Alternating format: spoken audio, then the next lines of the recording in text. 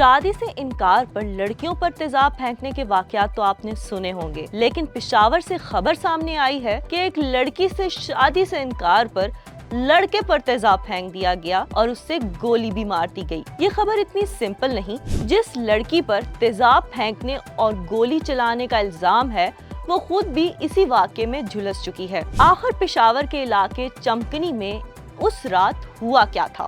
ذرا اس انوکھے کیس کی تفصیلات سنیں۔ کہانی شروع ہوتی ہے 11 اگست کی شام سے۔ پشاور پولیس کو ایک نوجوان کی شکایت موصول ہوئی، جس میں نوجوان نے الزام لگایا کہ اس کی ایک خاتون دوست نے شادی سے انکار پر اس پر تیزاب پھینکا اور پھر قتل کرنے کی نیت سے فائرنگ بھی کی۔ پولیس نے شکایت کی بنیاد پر مقدمہ درج کیا اور تفتیش شروع کر دی۔ زخمی نوجوان کے مطابق اس خاتون کے ساتھ ان کے کافی عرصے سے تعلقات تھے۔ دونوں ایک دوسرے کو اس وقت سے جانتے تھے جب نوجوان اس اسکول میں طالب علم تھا جہاں وہ خاتون استاد تھی۔ بعد میں دونوں کی شادیاں الگ الگ جگہ ہوئیں، لیکن پولیس کے مطابق نوجوان کا دعویٰ ہے کہ دونوں کے درمیان رابطے برقرار رہے۔ نوجوان نے پولیس کو بتایا کہ خاتون گزشتہ 1 سال سے اپنے شوہر سے ناراضگی کے باعث والدین کے گھر رہ رہی تھیں اور مبینہ طور پر اس پر شادی کرنے یا 20 لاکھ روپے دینے کے لیے دباؤ ڈال رہی تھیں۔ نوجوان کے مطابق وہ خاتون کو ماہانہ 20,000 روپے بھی دیتا رہا۔ 20 لاکھ روپے کے مطالبے پر اس نے خاتون کو کہا کہ وہ 8 لاکھ روپے دے سکتا ہے اور اس کے بعد دونوں ہمیشہ کے لیے رابطہ ختم کر دیں گے۔ اس کے بعد خاتون نے مبینہ طور پر اسے اپنے گھر لے جانے کے لیے کہا۔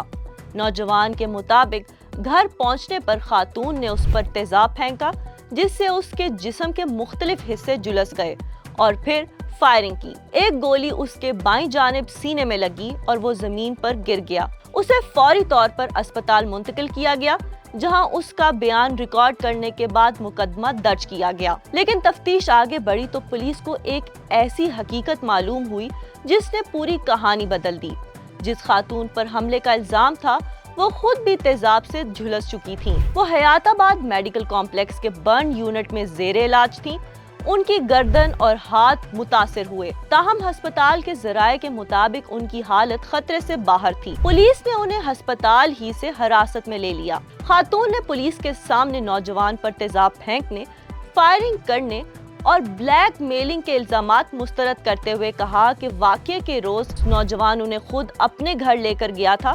گھر پہنچنے کے بعد ایک نامعلوم شخص نے دونوں پر تیزاب پھینکا اور فائرنگ کی۔ پولیس کے مطابق جائے وقوع اور اطراف میں موجود CCTV کیمروں کی فوٹیج بھی دیکھی گئی، لیکن اب تک کسی تیسرے شخص کی وہاں موجودگی کا کوئی ثبوت نہیں ملا۔ پولیس کا کہنا ہے کہ موجودہ شواہد کی بنیاد پر خاتون اس مقدمے میں مرکزی ملزمہ نظر آتی ہیں، جبکہ ان کے خلاف آئینی شواہدین کے بیانات اور دیگر شواہد بھی موجود ہیں۔ لیکن پولیس نے خاتون کے موقف کو مکمل طور پر مسترد نہیں کیا اور تفتیش جاری ہے۔ پشاور پولیس کے لیے اب سب سے بڑا چیلنج یہ ہے کہ آخر اس گھر میں اس رات تیزاب اور گولی کس نے چلائی تھی۔